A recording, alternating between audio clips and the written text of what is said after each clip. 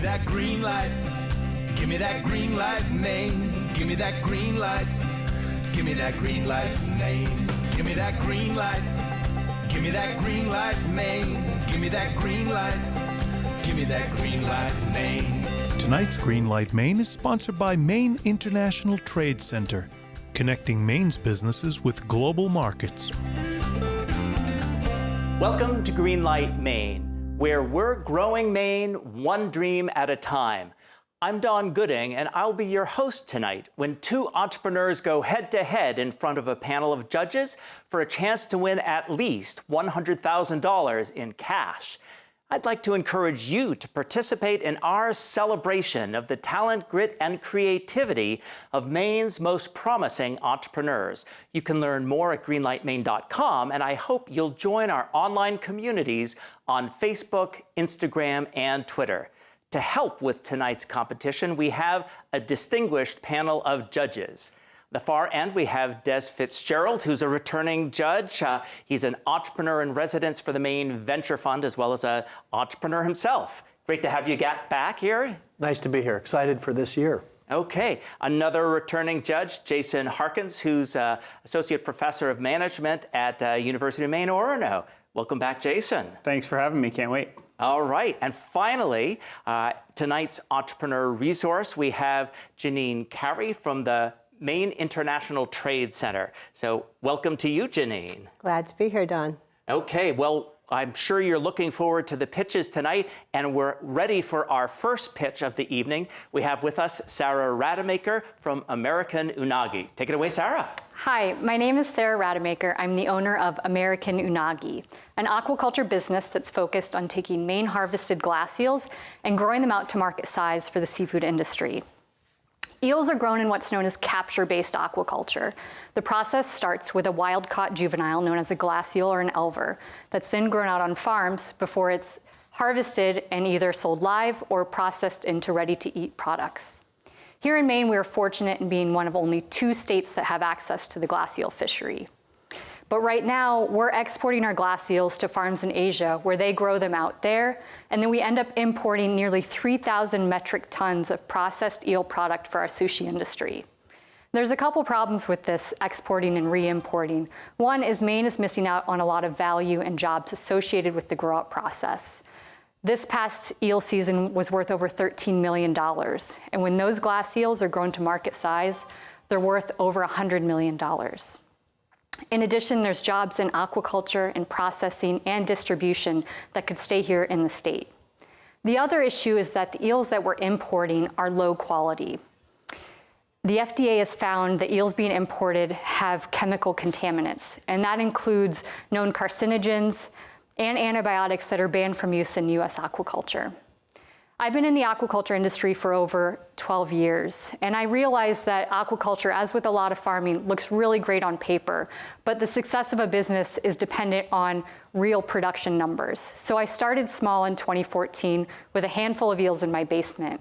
And this last year, I got an MTI seed grant, and with the help from Maine Aquaculture Innovation Center, built out a facility capable of producing 1 metric ton of eels. This is 5,000 to 6,000 eels. Those eels are now coming to market and have gone out to customers, and I've gotten really great feedback. So I've increased my production this year, and I'm looking over the next 2 years to make plans and start a build out of a 100 metric ton facility here in Maine. And to put that in perspective, Maine's eel aquaculture, or Maine's eel quota could support up to 40 of these facilities. Ultimately, American Unagi is looking to not only keep the glass eels here in Maine, but also the jobs and value associated with the grow-out process. And I really want to be able to produce a high-quality eel product that's safer for U.S. consumers than what's currently out there. Okay, great job, Sarah. Des, first question over to you. Nice job, Sarah. Well done. I'm very bullish on aquaculture, and I think this is a terrific idea. My question for you is there, at some point, is somebody going to figure out the life strategy of these eels so that the glass eels may not be what you want, but you can use them as a source and then spawn your own eels? What does that look like? Yeah, so the Japanese and the Europeans have been doing research on this and have really become, moved it along, but the process still isn't commercially viable. It's supposedly maybe in the next 10 years going to be an option, but right now it's still dependent on the glacial source. Interesting. Jason? So I also thought you did a great job. What is it that makes American Unagi distinct from somebody else who wanted to do this type of work? Part of that is aquaculture experience. So running a recirculating aquaculture system requires people with experience in aquaculture. It's not an easy business, it's high capital. And I've got a background of experience, a great network of advisors that can help make this possible. Okay, Janine? I guess my question's on scalability, because you said that you're talking about scaling up to 100 metric tons. Over what period of time, what kind of financial capital are you thinking you're going to need for that type of scaling up? Yeah, so a 100 metric ton facility does require high capital. It's a recirculating aquaculture system. So I'm looking at between $3 to $4 million to get that started. Okay, and do you think that with your background in aquaculture, you'll be able to access that? I do, and there's other aquaculture facilities that are starting up here in the US and have similar capital requirements. Okay, maybe time for one more question, Des? Yeah, wondering, is eel consumption going up? Is it flat? What's happening with it? Here in the US, it seems like it's going up, and that's really tied to the growth in the sushi industry. Okay, Jason? Another question, perhaps? No, I think that I have good sense. Janine? Well, I'm coming from the international side, so do you see, once you have filled the entire U.S. market, do you see some overseas markets for this? I think there's definitely potential. A high-quality U.S. product could have value abroad for sure. Okay, great answers, great questions, judges. So we will be back after a short break for a conversation with tonight's entrepreneur resource. That's Bisaillon-Cary from Maine International Trade Center here on Greenlight Maine. I'm George Gervais, Commissioner of the Maine Department of Economic and Community Development. At the department, we work tirelessly to improve Maine's competitiveness. If your business needs help navigating through red tape and regulations, or is looking to invest or expand, our team of governor's account executives is a great resource. Government can't create jobs. It's our goal to become your partner, making Maine a better place to visit, study, and invest. Hi, I'm Lori LaChance, President of Thomas College. Our graduate and undergraduate programs prepare you for success in your personal and professional life and for leadership and service in your community. I know firsthand the value of a Thomas degree. My Thomas MBA completely changed the trajectory of my career, giving me opportunities I would never have had without it. Thomas College provides a great education that is personal, relevant, affordable, and guaranteed. If any of you in our television audience has a big idea, we encourage you to visit greenlightmaine.com for a list of resources and information about starting your own business. Welcome back to Greenlight Maine for a conversation with tonight's entrepreneur resource. We have with us Bisaillon-Cary, who is president of the Maine International Trade Center. This is part of our partnership with the Maine Department of Economic and Community Development. It's quite a mouthful, but Janine, welcome. Thank you, Don. So can you say a little bit about what Mitzi, as it's often called, does for Maine? So we work with internationally involved companies in the state of Maine, whether they're importers, exporters, or service providers, really getting them globally connected. We do this through trade education. We do a lot of hand-holding through what we call technical trade assistance. We coordinate trade missions, sometimes with the governor, sometimes industry missions, and also we do outreach through trade shows. Then on our international side, while we're overseas, we actually do quite a bit of business attraction and student attraction, and I brought a video for you tonight. Well, that's great, and it shows how we market Maine to the world. So we're going to go to that video now.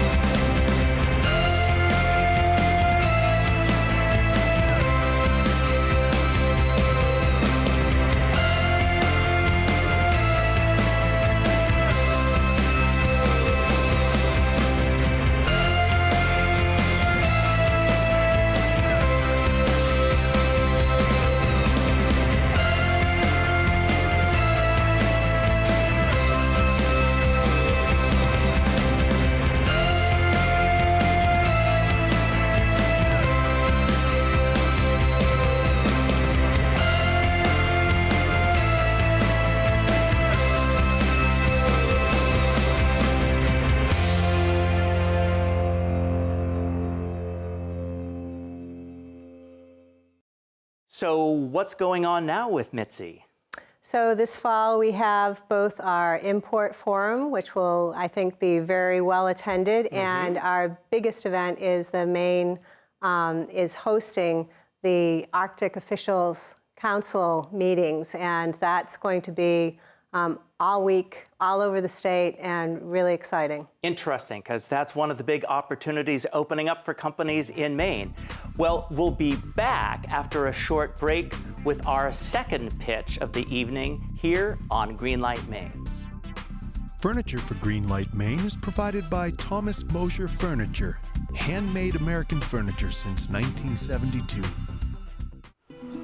Fane is one of the great resources in our state to enable businesses to find financing. Fane helps Maine businesses create and retain quality jobs. Every person that we've dealt with at Fane has been helpful and has been, for us, a partner. The whole idea is to find the right tool for the right job. Fame is the right tool because it's flexible and they're there when you need them. From business startup through maturity, Fame works to get you to yes. Thank you, Fame. Thank you, Fame. Thank you, Fame.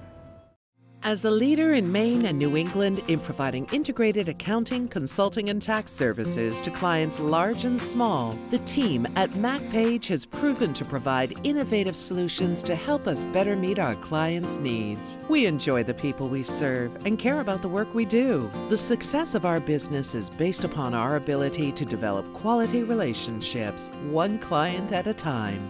Mack Page. Accessible, approachable, accountable. Greenlight Maine would like to thank Maine Startup and Create Week, a conference worth skipping work for. And we're back with Greenlight Maine. It's a good time to get hashtag Greenlight Maine ready because we're ready with our second pitcher of the evening. With us is Kathy Billings from Lobster Unlimited. Take it away, Kathy. Thank you, Don. Judges. Lobster Unlimited is a company that creates innovative products using lobster components that are currently discarded as waste. Yes, I said waste, and I'll get to that in just a minute. But first, I have two questions. What if you could take a common wart and heal that in days versus weeks or months? And what if you could take a raw and inflamed shingles outbreak and provide relief to that pain and discomfort in under the 12 hours? Well, that's what Lobster Unlimited has done with the help of Maine's own icon, the American lobster. We've created a healing cream called Lobster RX. Our chief scientist has 35 years of lobster research, and he's discovered some amazing antiviral properties in the lobster's hemolymph, which is basically lobster blood that contains serum protein, the key ingredient in Lobster RX. The two ailments I just talked about have something in common. They're both caused by a virus. We did informal trials first with raw hemolymph with the real anecdotal success I just mentioned. And I can tell you personally it works because the shingles outbreak that you see here before and after, well, those photos were mine. I was the guinea pig and I had great relief in that trial. We've also done lab testing. We've used lobster hemolymph to treat the virus that causes cold sores. And we have a commercialization partner in Cape Seafood, Maine that's going to help us bring this to the market, along with help from Greenlight Maine. We're going to get our first production line accomplished and get our product out in the market by 2017. We have a trademark on the name Lobster RX, and we have a patent on the use of lobster hemolymph to treat skin lesions. And by the way, the waste product I told you about, we're going to use what's now a throwaway product. 5 million pounds of lobster hemolymph is literally washed down the drain at processing plants each year. Let me tell you how this is going to scale up, and very quickly. There are 1 million cases of shingles just like mine in the US each year. 6 out of 10 people in the US will get cold sores. With warts, there are too many cases to count, multiple varieties, all caused by a virus. So you can see the potential is great. We'll also be looking at the use of lobster hemolymph down the road as a pharmaceutical product using the antiviral properties, and we have a patent pending on that use as well. We're a true Maine company. We can get our raw product right here in Maine at lobster processing plants without doing any harm to their final product. So the quality of the lobster meat is maintained while we add value to the product by using the waste. Lobstermen, lobster villages, these are icons for our state, and they're going to add cachet and sizzle to our marketing efforts while we add value to what's already a successful and sustainable lobster catch. We invite Greenlight Maine to join us in this path, and we're committed to seeing Lobster RX succeed. Okay, first question over to you, Jason. Great. Thank you very much. That was very interesting, and I thought a great presentation. So how much are people spending right now on cures for these various viruses that you've identified? Well, for example, an over-the-counter treatment for cold sores runs about $20. Okay. If you look at the pharmaceutical, that bumps up to $2,500. And they're using chemicals. Our process will be all natural. The healing cream sort of like a Neosporin or a bag balm, but with natural products and antiviral properties. Okay, Janine, next question. I'm curious, how does this get extracted, and does it need to be done in some kind of clean room environment? Because that would be something that's not in a typical lobster plant. Sure. It can actually be done right on the processing line. We have developed our own instrument to extract the hemolymph. It's basically like a syringe, but it has vacuum suction, so we can get greater quantities in a shorter period of time with the least disruption to the processing line. And then we take it to a lab we're working with that purifies and standardizes the hemolymph. Interesting. Des? Yeah, is there an FDA gating process for you? And if so, what's the time period? Well, that's why we've chosen first an over-the-counter approach. We don't need FDA approval for that. We can get that out on the market fairly quickly, and our plan is to use revenues from our over-the-counter product and Greenlight Maine to then look at the pharmaceutical applications maybe in the next 2-3 years. Jason, quick question? Yeah, so scaling up, you talked about a production line in 2017. About what's the cost that you anticipate in moving to your own production line?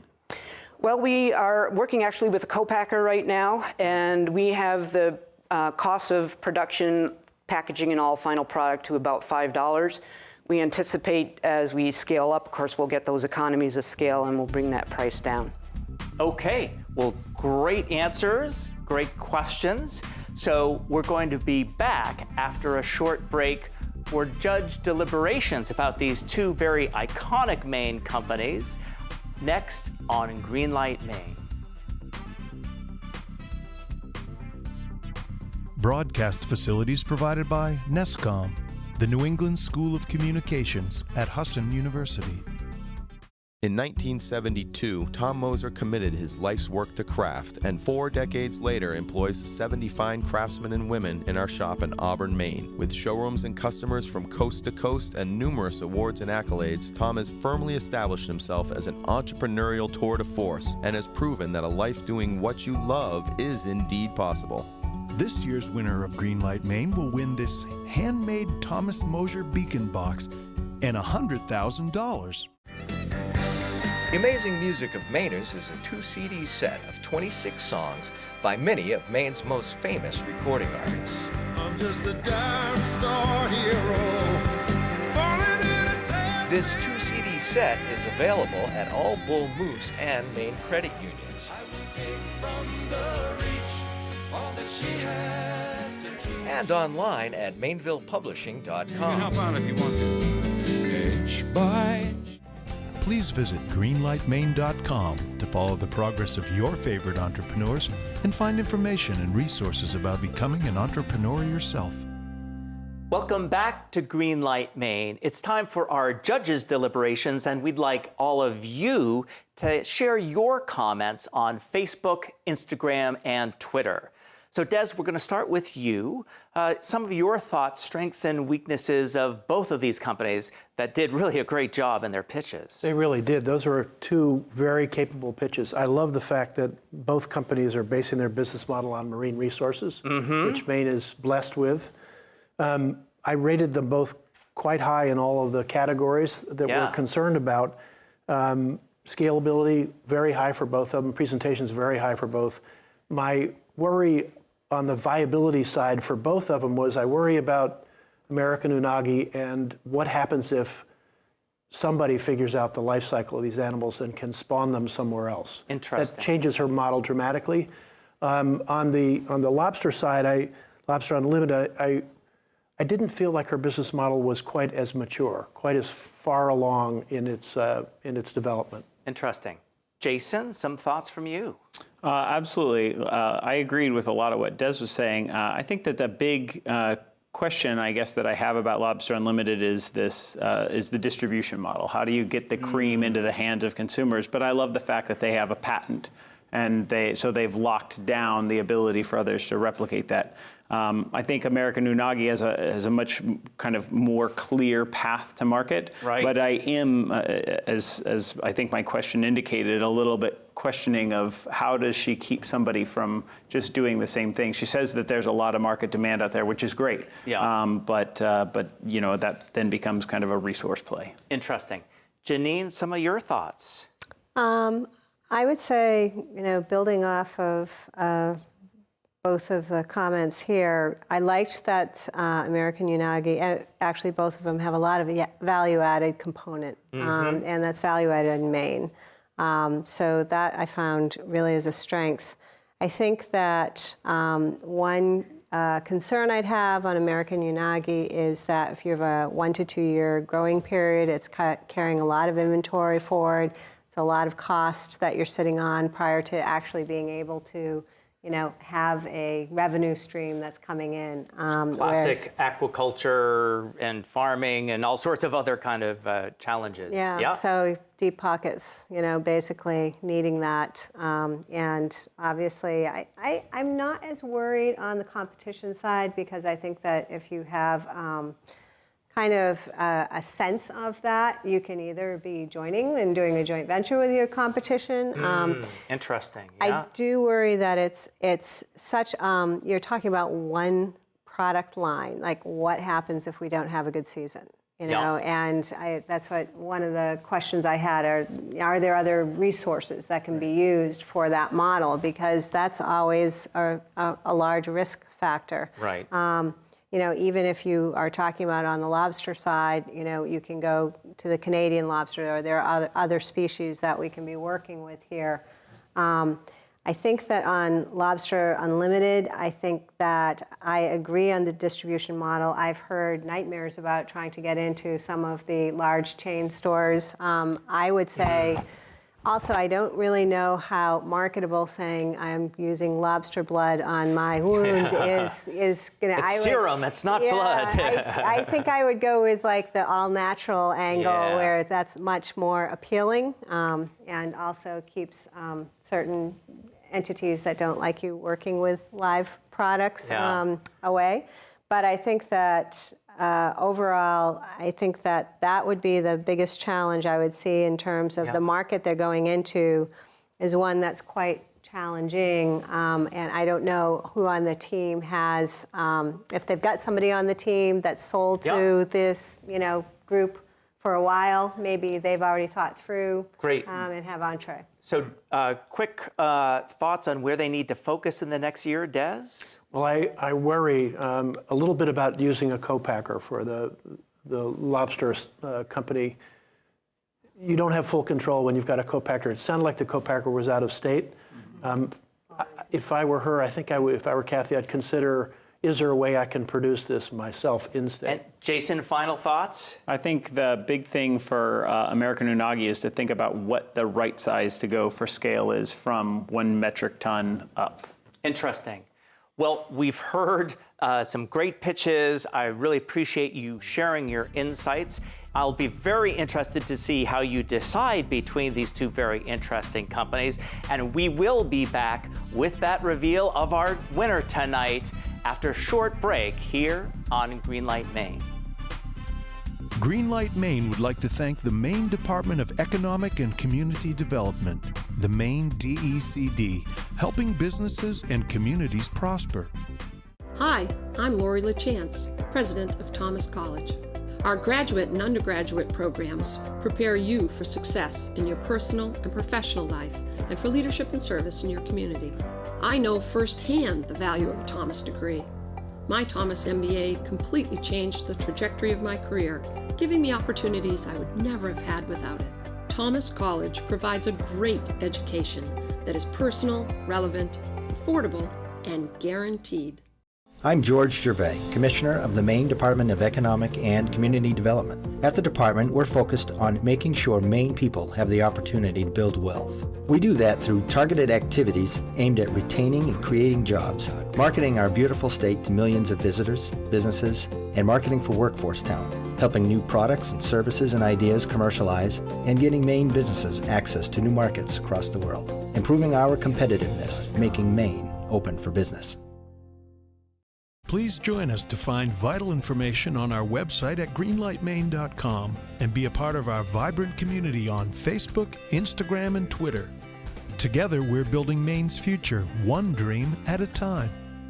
We're back on Greenlight Maine. You've heard some great pitches, you've heard our judges' deliberations, and now it's time to find out who is going to advance to the next round of Greenlight Maine. Judges, show your choices. That means American Unagi is going to advance to the finals, where 13 companies will be competing for a chance to win at least $100,000 in cash. And whether or not you at home agreed with the judges, you can go to greenlightmaine.com and vote for your favorite entrepreneur.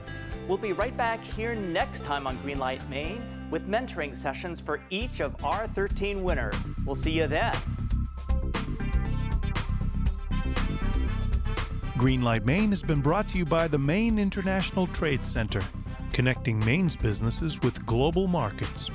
Greenlight Maine would not be possible without the support of all of our corporate sponsors. Thank you. Give me that green light. Give me that green light, Maine. Give me that green light. Give me that green light, Maine. Greenlight Maine has been a paid-for presentation by the Portland Media Group.